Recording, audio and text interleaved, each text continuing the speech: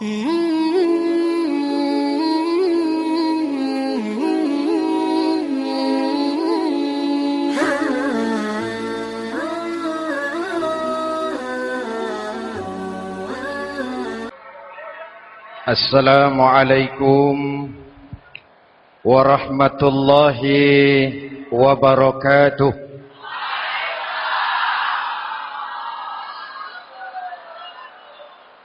Alhamdulillahi rabbil alamin.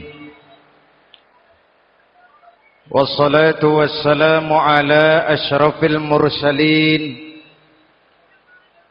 Sayyidina wa maulana Muhammadin wa ala alihi wa sahbihi ajmain, amma ba'du. Saudara-saudara kaum muslimin yang berbahagia, hadirin, kesempatan malam ini saya ingin cerita akhirat saja. Sudah pernah ke akhirat belum? Mau? Kalau mau saya daftar, besok berangkat. Salah satu rukun iman yang 6, percaya kepada adanya akhirat. Satu saat alam ini akan hancur sehancur-hancurnya. Bumi, gempa, gunung, meletus, air laut tumpah ke darat. Planet-planet bertabrakan, halilintar menyambar, angin topan bertiup. Semua yang bernama hidup, mati, itu kiamat. Lalu kita akan dibangkitkan di padang mahsyar, dibangkitkan dari kubur kita masing-masing. Dan subhanallah, pada saat bangkit dari kubur itu, keadaan muka kita ini menurut satu riwayat berubah menurut amalan kita masing-masing. Jangan heran nanti ada yang dibangkitkan dari kuburnya itu mukanya berubah jadi muka tikus. Hebat sekali, badannya badan manusia, tangannya tangan manusia, mukanya muka tikus. Sebab apa? Sebab waktu di dunia amalannya amalan tikus. Apa amalan tikus itu? Suka menggeragoti barang yang disimpan rapi-rapi.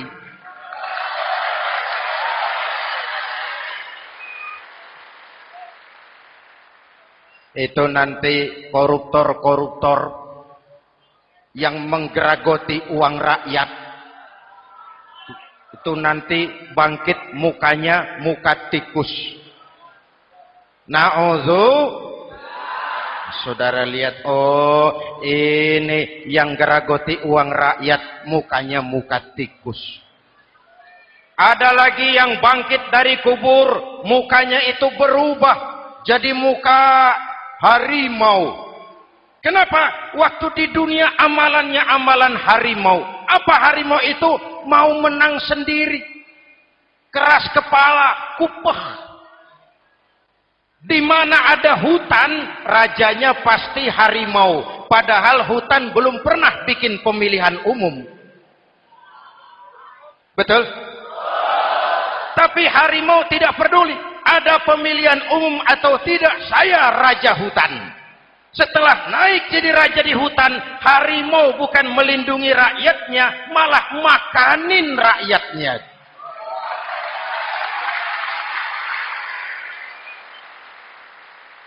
Orang-orang yang mau benar sendiri. Ada lagi yang bangkit dari kubur gagah, mukanya muka ketek. Sebab apa? Waktu di dunia amalannya amalan ketek. Apa ketek itu? Rakus, serakah, tamak. Coba, ketek itu kasih pisang, dimakan. Berikan lagi, pegang, berikan lagi, kakinya yang megang, temannya diberikan, masih dirampas juga, ketek. Serakah, kalau mental ketek masih gentayangan di republik ini, maka pemerataan cuman akan jadi dongeng. kaum muslimin yang berbahagia. Pada saat itu di akhirat nanti, setiap orang sibuk dengan urusannya sendiri-sendiri. Boleh jadi setiap kita lalu akan dimintakan pertanggungjawaban jawab. Boleh jadi orang tua tidak sempat lagi mengingat anaknya. Saudara tidak lagi sempat memikirkan saudaranya. Tiap orang akan dimintakan pertanggungjawaban jawab. Dalam kondisi seperti itu, Rasulullah mengajarkan sab'atun yudhilluhumullahu yawma la dhilla illa zilluh. Ada 7 golongan manusia yang di akhirat nanti akan langsung mendapat perlindungan dari Allah Subhanahu wa taala. Orang lain sibuk, dia tenang. Orang lain resah dan gelisah, dia ayem. Kenapa? Mendapat perlindungan dari Allah. Sebab ketika di dunia, ia memberikan perlindungan kepada orang banyak. Siapa mereka? Mudah-mudahan kita termasuk salah satu di dalamnya. Mencari perlindungan Allah lebih-lebih dalam situasi sekarang ini. Pertama, imamun adil. Yang akan mendapat perlindungan langsung dari Allah adalah pemimpin yang adil. Sebab apa? Pemimpin yang adil melindungi banyak rakyat, maka pantas di akhirat dilindungi oleh Allah Subhanahu. Kita ini kan zon politikan. Kita ini makhluk yang tidak mungkin hidup sendiri-sendiri. Untuk melaksanakan hajat bersama, kita memerlukan pemimpin. Memilih pemimpin itu tidak sulit. Dalam fikih, ketika sholat, itu dijelaskan bagaimana cara memilih imam. Siapa yang diangkat jadi imam? Pertama, a'lamuhum. Orang yang paling alim di kampungmu siapa? Angkat jadi imam. Yang paling alim, paling menguasai persoalan, sehingga bisa membawa bangsa keluar dari kesulitan. Pemimpin yang bisa menyelesaikan masalah, bukan yang menimbulkan masalah.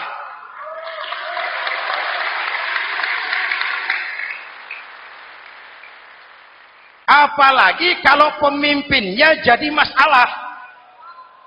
Bagian dari masalah. Ini namanya pengurus jadi urusan. A'lamuhum. Pak, di kampung saya ada 2 orang. Alimnya sama. Yang mana yang jadi imam? Afsahuhum. Yang lebih fasih lidahnya.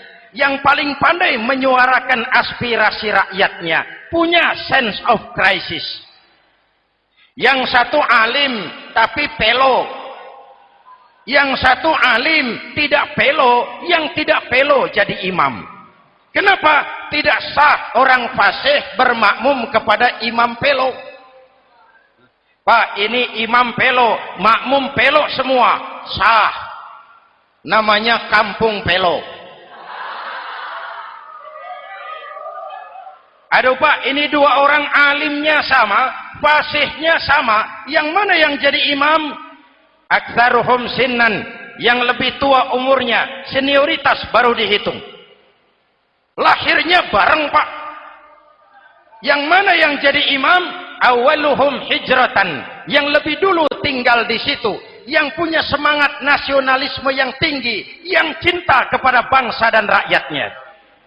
Sudah ada imam? Sudah. Ayo azan. Apa azan itu? Proklamasi. Sholat mau dimulai. Sudah azan? Sudah. Qobliyah 2 rakaat. Qobliyah. Apa qobliyah itu? Dulu ada namanya Panitia Persiapan Kemerdekaan Indonesia. Qobliyah. Sudah qobliyah? Sudah. Luruskan shaf. Atur barisan yang lurus. Rapatkan barisan. Apa ini? Bentuk pemerintahan yang kompak, bersih, berwibawa. Jangan sesama elit saling tawuran.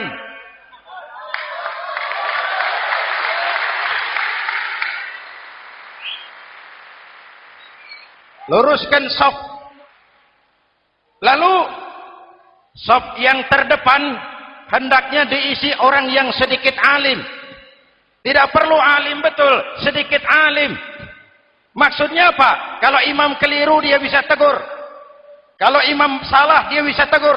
Kalau imam batal dia bisa gantikan. Ini wakil-wakil makmum.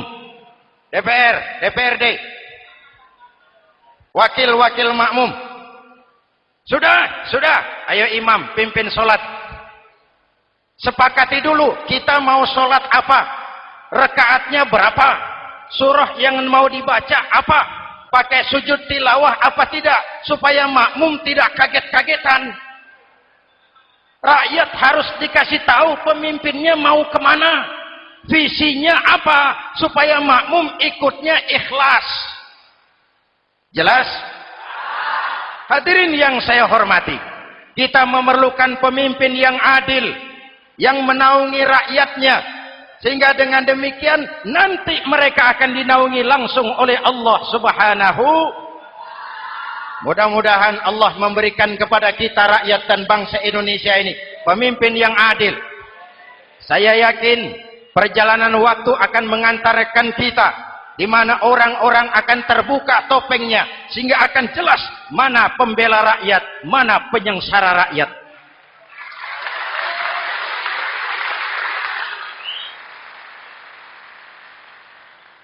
Lalu sebenarnya tiap kita ini kan pemimpin. Pak Lurah pemimpin di kelurahannya, Pak Camat pemimpin di kecamatannya, kepala suami pemimpin di rumah tangganya, anak muda pemimpin bagi dirinya, dan setiap kita akan dimintakan pertanggungan jawab tentang apa yang kita pimpin. Marilah setiap kita berusaha menjadi pemimpin yang adil. Satu. Yang kedua, syab nasya'a fi ibadatillah, anak muda yang tekun beribadah kepada Allah. Amin. Remaja adalah masa depan kita semua. Akan bagaimana Republik Indonesia, bahkan akan bagaimana Islam di Republik Indonesia 20, 30, 40 tahun yang akan datang, anak-anak kita jawabannya. Jelas? Maka menghancurkan Islam tidak usah menyegel masjid, tidak usah menutup pesantren, tidak perlu melarang pengajian, cukup dengan meracuni remaja dan pemuda Islam, menjauhkan mereka dari agama dan ulama. Kalau mereka sudah jauh dari agama dan ulama, tinggal menunggu pergantian generasi.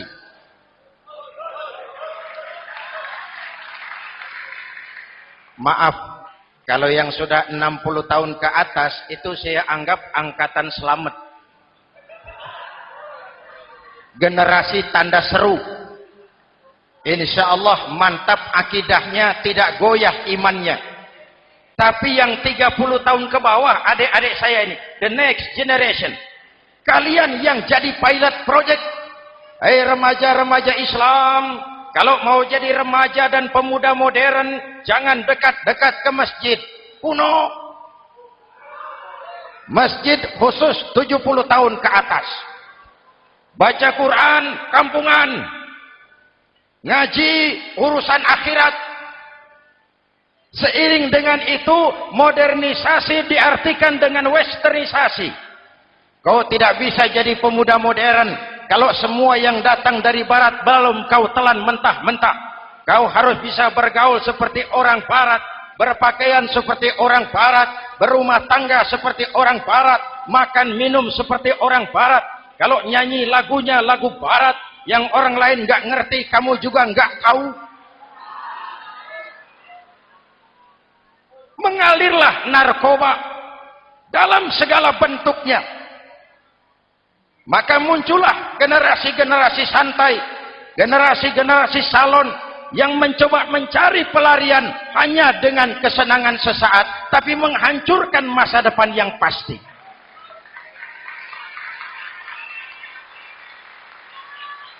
Maka mengalirlah free love, free sex, Samenleben, hidup bersama di luar nikah alias kumpul. Ya sama saja, kumpul kebo, kumpul embek itu sama. Hadirin yang saya hormati, kalau sudah hancur, tinggal menunggu pergantian generasi. Oleh karena itu, adik-adik saya, para remaja, para pemuda, kalian harapan kami semua. Di pundak kalian, kami pertaruhkan hari depan bangsa dan negara ini. Hidup cuma putaran menunggu giliran. Ada saat datang, ada waktu pergi. Ada hari lahir, ada saat kembali. Ada hari dilantik, ada saat untuk menyerahkan jabatan. Hidup cuma sekadar menunggu giliran. Karena itu kepada kalian saya ingatkan satu ucapan orang bijak. Hai anak muda, berpikirlah kau di waktu pagi. Bekerjalah di waktu siang. Makanlah di waktu sore. Dan tidurlah di waktu malam. Berpikir di waktu pagi. Belajar mumpung masih muda. Bekerjalah di waktu siang. Amalkan ilmu itu setelah dewasa. Makanlah di waktu sore, hari tua tinggal menikmati hasilnya. Tidurlah di waktu malam, matilah dengan tenang.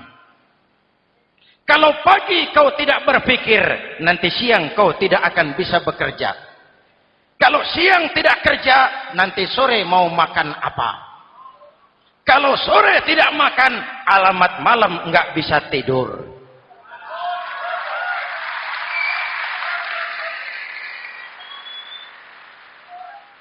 Kalau waktu remaja, waktu muda maunya santai-santai saja, dewasanya bingung. Kalau dewasanya bingung, hari tua terlunta-lunta. Kalau hari tua terlunta-lunta, matinya menteleng. Maka lebih baik makan singkong betulan daripada makan roti mimpi.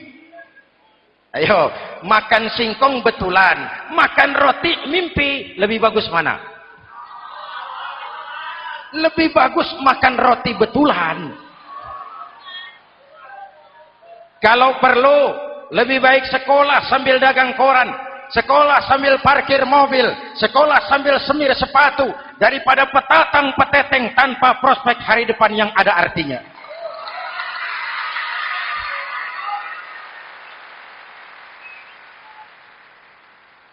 Inilah golongan kedua yang nanti akan langsung mendapat perlindungan dari Allah. Anak muda yang tekun ibadah. Kalau orang tua tekun ibadah, pantas. Orang tua rajin ibadah, tidak istimewa. Masya Allah Pak, itu orang tahajudnya hebat, wirid yasinnya mantap, puasanya luar biasa, zikirnya mantap. Umurnya berapa? 70. Wajar. Lalarwi sanjo. Sudah larut senja. Kalau 70 masih jadi preman, kapan tobatnya? Tapi kalau ada anak muda, darahnya masih mengalir dengan panas, keinginannya masih sejuta khayal, dia bisa salurkan di jalan Allah, itu amat disukai Allah, dan itu akan mendapat perlindungan langsung dari Allah Subhanahu. Hadirin kaum muslimin di seluruh tanah air yang saya cintai. Sekarang kita sampai kepada golongan ketiga yang nanti dinaungi Allah. Itu siapa? Rajulun qalbuhu mu'allaqun bil masajid. Seseorang yang hatinya selalu terpaut kepada masjid. Masjid memang tempat melaksanakan sholat, tapi lebih dari itu dia adalah pusat kegiatan umat. Umat Islam dengan masjid seperti ikan dengan air, tidak boleh berpisah. Sehingga ada hadis qudsi mengajarkan, inna buyuti fil ardil masajid wa inna zuwari fiha ummaruha. Rumahku di permukaan bumi adalah masjid. Orang-orang yang memakmurkan masjid adalah tamuku. Dari masjidlah terpancar semangat silaturahmi. Dan itu yang sangat kita perlukan sekarang. Di tengah-tengah kerentanan kita sebagai bangsa, masjid harus jadi lem perekat. Di sini siapapun yang datang mengucapkan Assalamualaikum. Betul? Menebarkan salam. Menebarkan rasa damai. Bersalaman. Kata Nabi, ma min muslimaini yaltaqiyani fayatasafahani illa ghafarallahu dzunubahuma.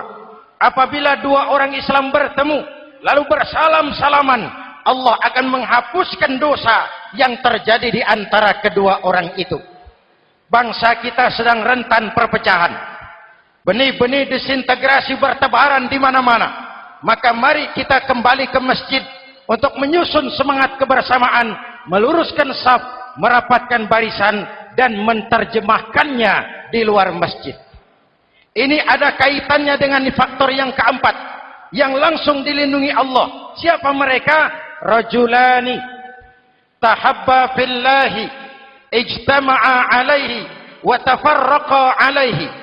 Dua orang yang bersaudara, bertemu karena Allah, berpisah karena Allah.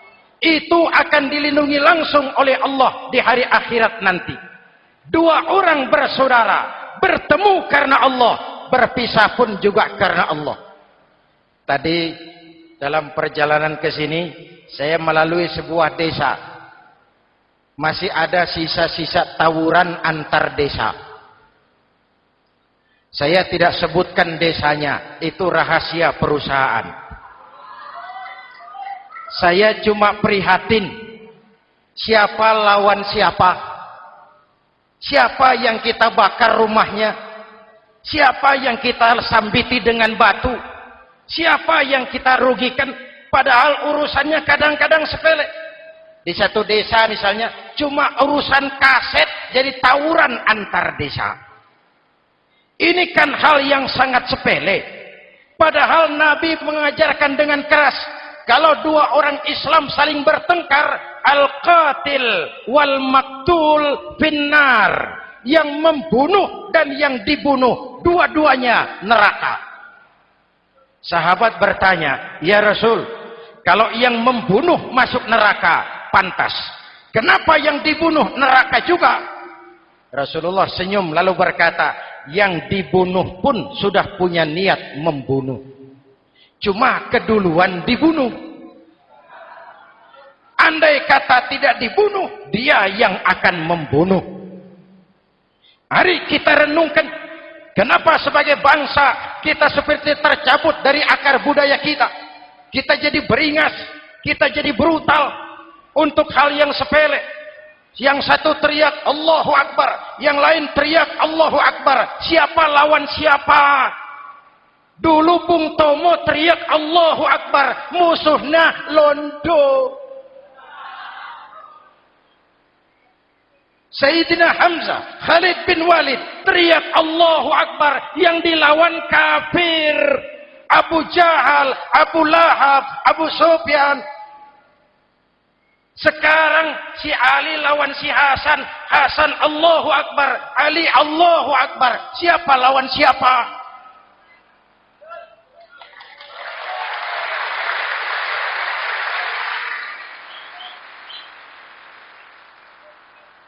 Kenapa kita jadi begitu mudah menggunakan nama Tuhan untuk melampiaskan ambisi pribadi?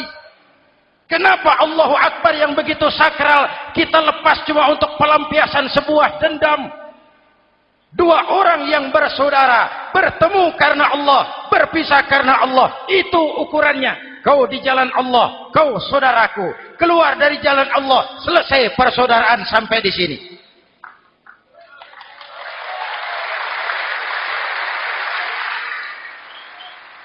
Hadirin, lewat mimbar ini saya kembali menekankan, mari kita pelihara kerukunan. Pertama, rukun antar umat seagama. Sesama muslim harus bersatu. Yuk, kita rukun yuk. Kita kompak yuk. Kita bersatu yuk. Sesama muslim, kaos boleh berbeda, boleh. Jaket boleh tidak sama, silakan. Paham politik boleh berbeda, boleh. Kau lewat sana, saya lewat sini, nanti kita ketemu di sana. Betul? Mari lapang dada menerima perbedaan, tetapi mengarah kepada satu tujuan yang sama. Walaupun bineka, kita ini tunggal. Seperti dilatih di masjid ini. Dua orang yang bersaudara, bertemu karena Allah, berpisah karena Allah. Hati-hati, di masyarakat sekarang ini kan lebih banyak tukang kompor daripada tukang lem. Tahu tukang kompor? Hangati sana, panasi sini, bakar sana, sulut sini. Terbakar kita, dia lari tepuk tangan. Udah capek kita rakyat diobok-obok. Udah capek kita rakyat dialamatkan, dijadikan address. Semua kalau pidato demi rakyat, untuk rakyat, buat rakyat, padahal nggak pernah kenal sama rakyat. Kita cuma jadi alamat. Mari kita kokohkan akar kebersamaan. Kita sama-sama anak Ibu Pertiwi. Di negeri ini kita dilahirkan. Air negeri ini yang kita minum. Udara negeri ini yang kita hirup. Kalian remaja, kalian pemuda, lebih bertanggung jawab karena kalian anak Ibu Pertiwi. Hadirin yang saya hormati, maka tetaplah jaga semangat kebersamaan. Ini yang keempat.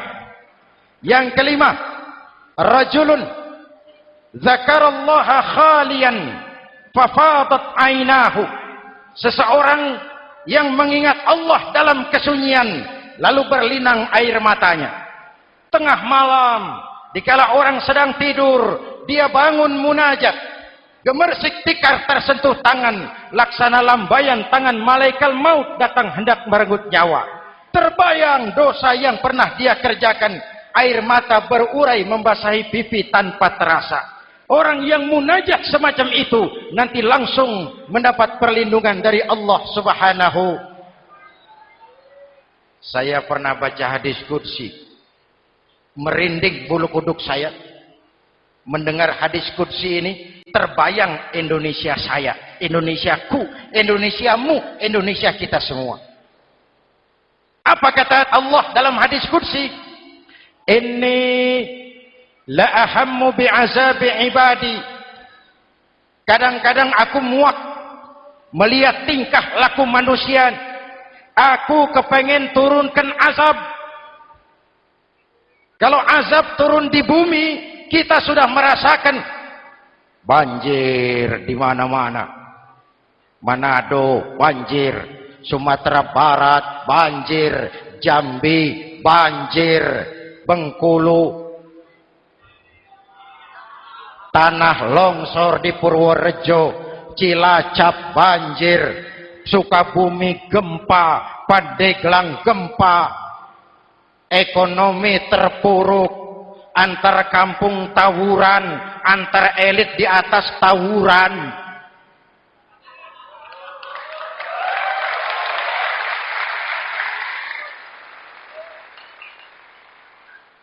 Hutang numpuk.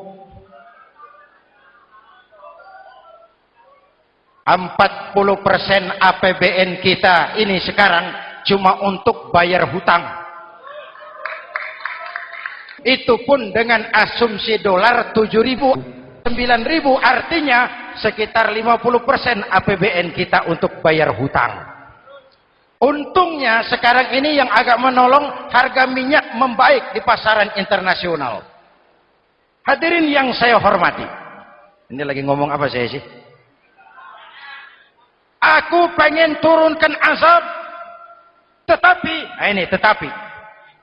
kata Allah, ketika aku melihat orang-orang tua yang sujud di keheningan malam, bayi-bayi tanpa dosa masih menyujud. Ada hadis qudsi mengajarkan, inna buyuti fil ardil masajid wa inna zuwari fiha ummaruha. Rumahku di permukaan bumi adalah masjid. Orang-orang yang memakmurkan masjid adalah tamuku. Dari masjidlah terpancar semangat silaturahmi.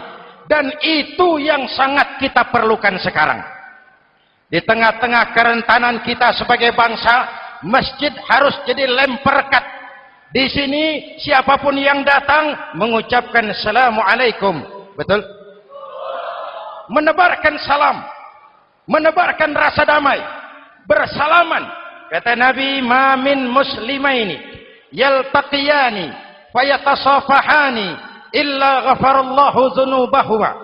Apabila dua orang Islam bertemu, lalu bersalam-salaman, Allah akan menghapuskan dosa yang terjadi di antara kedua orang itu. Bangsa kita sedang rentan perpecahan. Benih-benih disintegrasi bertebaran di mana-mana.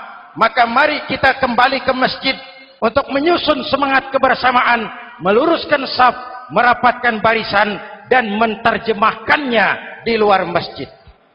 Ini ada kaitannya dengan faktor yang keempat, yang langsung dilindungi Allah. Siapa mereka? Rajulani tahabba fillahi ijtama'a alaihi wa tafarraqa alaihi. Dua orang yang bersaudara, bertemu karena Allah, berpisah karena Allah.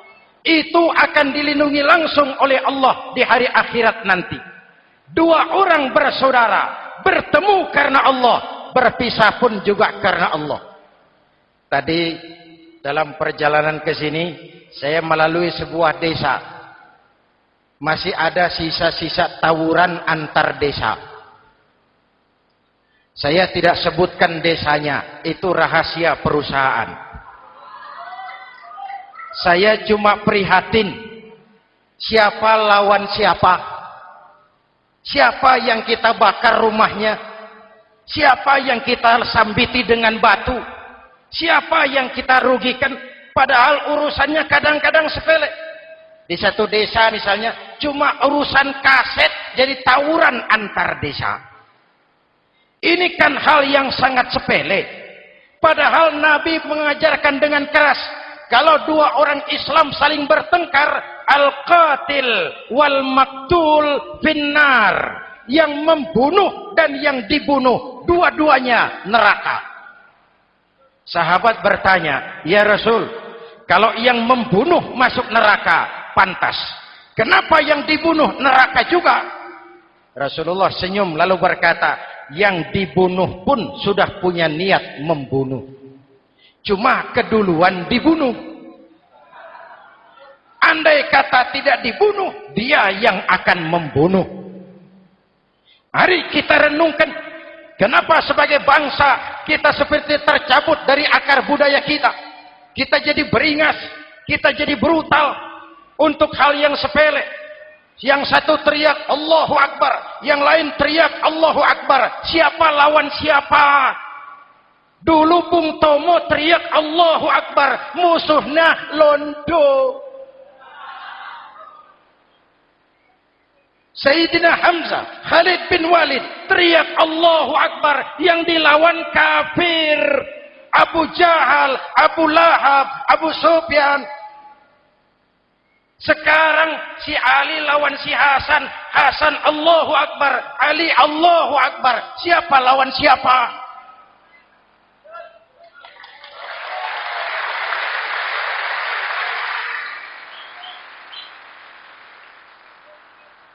Kenapa kita jadi begitu mudah menggunakan nama Tuhan untuk melampiaskan ambisi pribadi? Kenapa Allahu Akbar yang begitu sakral kita lepas cuma untuk pelampiasan sebuah dendam? Dua orang yang bersaudara, bertemu karena Allah, berpisah karena Allah. Itu ukurannya. Kau di jalan Allah, kau saudaraku. Keluar dari jalan Allah, selesai persaudaraan sampai di sini.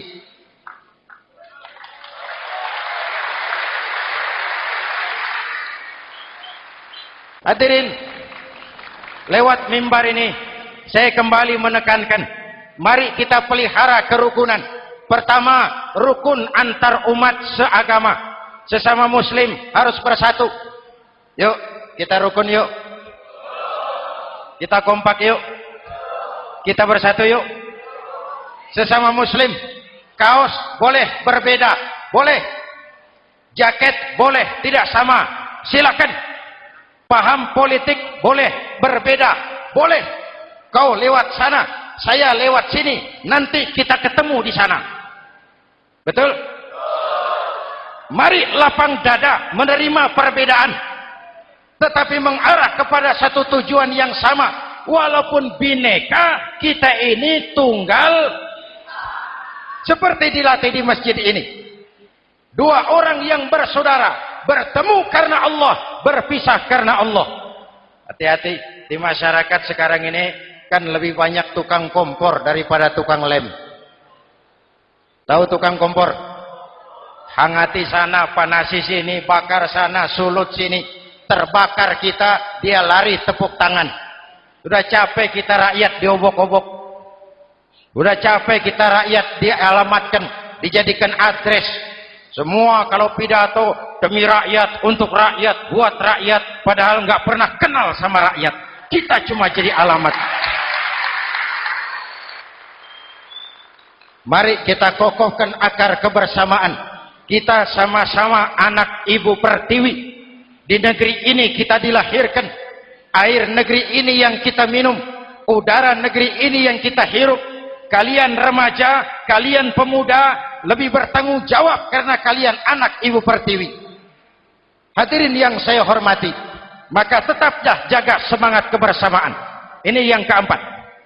Yang kelima, rajulun zakarallaha khalian fafadat ainahu. Seseorang yang mengingat Allah dalam kesunyian lalu berlinang air matanya. Tengah malam, dikala orang sedang tidur, dia bangun munajat. Gemersik tikar tersentuh tangan, laksana lambaian tangan malaikat maut datang hendak merenggut nyawa. Terbayang dosa yang pernah dia kerjakan, air mata berurai membasahi pipi tanpa terasa. Orang yang munajat semacam itu nanti langsung mendapat perlindungan dari Allah Subhanahu.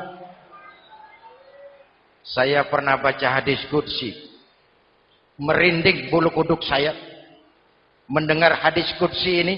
Terbayang Indonesia saya, Indonesiaku, Indonesiamu, Indonesia kita semua. Apa kata Allah dalam hadis qudsi? Inni la ahammu bi'azabi ibadi. Kadang-kadang aku muak melihat tingkah laku manusia. Aku kepengen turunkan azab. Kalau azab turun di bumi, kita sudah merasakan banjir di mana-mana. Manado banjir, Sumatera Barat banjir, Jambi banjir, Bengkulu, tanah longsor di Purworejo, Cilacap banjir, Sukabumi gempa, Pandeglang gempa, ekonomi terpuruk, antar kampung tawuran, antar elit di atas tawuran.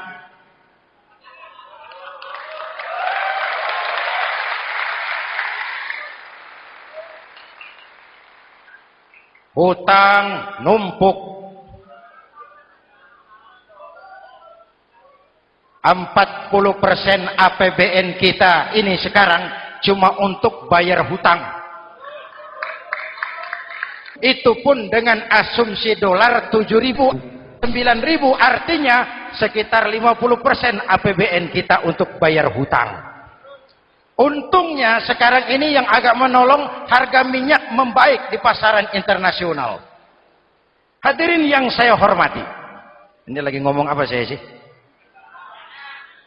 Aku pengen turunkan azab, tetapi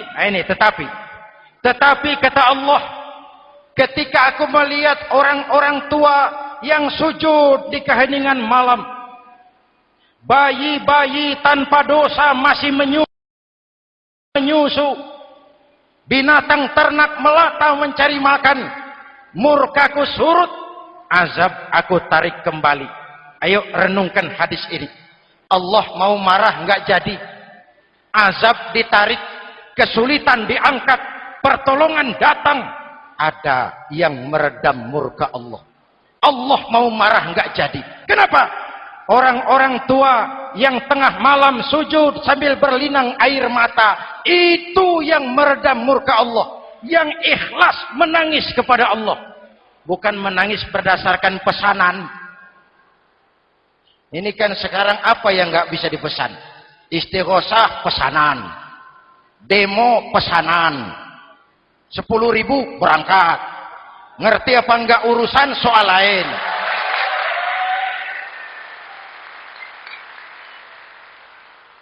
Jadi bukan demonstran, pekerja demo. Orang tua yang ikhlas nangis kepada Allah di keheningan malam, kita hutang jasa kepada orang-orang tua yang ikhlas seperti itu. Itu yang menjaga keselamatan bangsa. Allah mau murka enggak jadi sepanjang masih banyak orang-orang tua yang sujud di tengah malam. Amin. Yang kedua, bayi tanpa dosa masih menyusu. Tanpa dosa. Binatang melata mencari makan. Sekarang bagaimana kesulitan, gak mau panjang. Mengamalkan hadisnya terbalik. Yang disuruh itu orang tua tengah malam sujud. Bayi tanpa dosa nyusu. Sekarang ini orang tua tengah malam nyusu. Bayi tanpa dosa dibuang ke tempat sampah. Akibat pergaulan bebas, bayi tanpa dosa dibuang ke tempat sampah. Orang tua tengah malam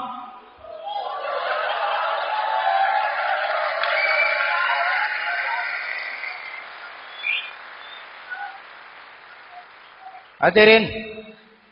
Yang keenam, rajulun da'athum ra'atun zatu mansibin wa jamalin ila nafsiha faqala inni akhafu Allah rabbal alamin.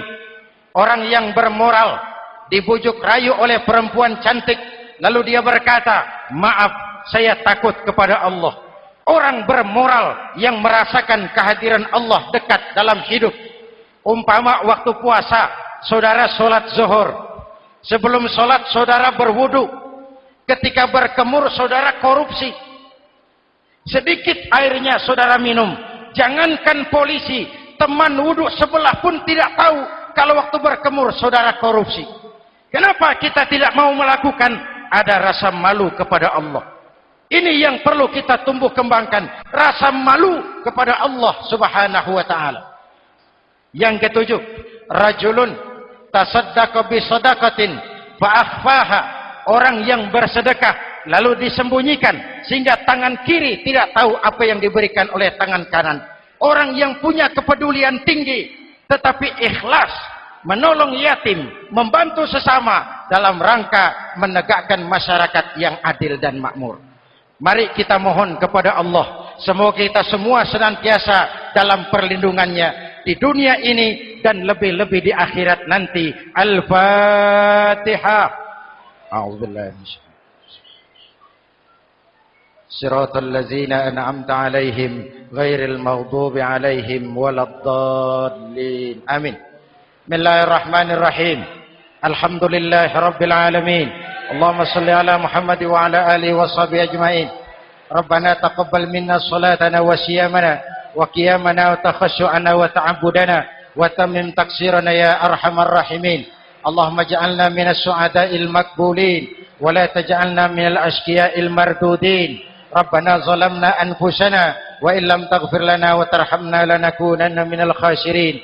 Afdalu ma qultuhu ana wan nabiyyuna min qabli la ilaha illallah.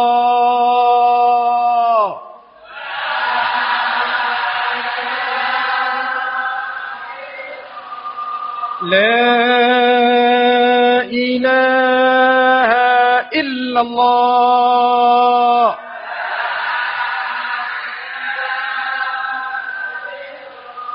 Muhammadur Rasulullah.